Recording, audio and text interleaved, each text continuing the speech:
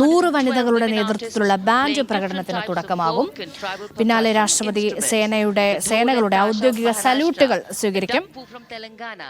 Republic ദിനത്തോടനുബന്ധിച്ച് ഇന്നലെ പത്മ സൈനിക പുരസ്കാരങ്ങൾ പ്രഖ്യാപിച്ചിരുന്നു. Tutare and cymbals all playing to Rag Revati of Carnatic music. अब कर्तव्य पथ पर मंजर बदलने वाला है.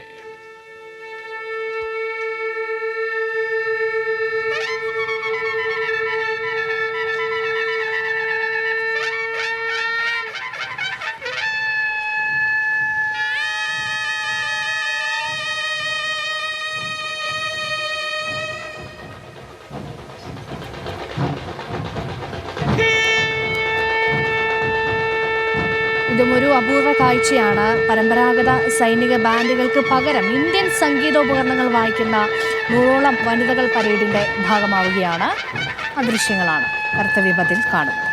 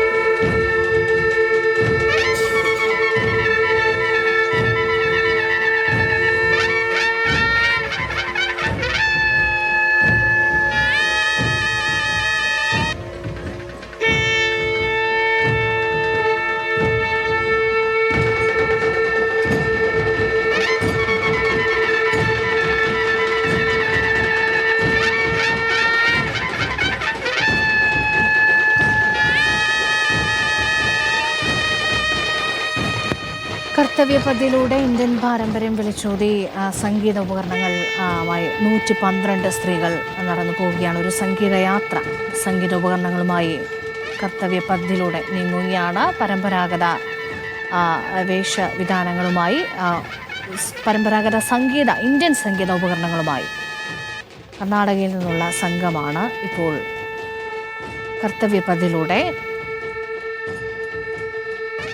നടന്നു നീങ്ങുന്നത്.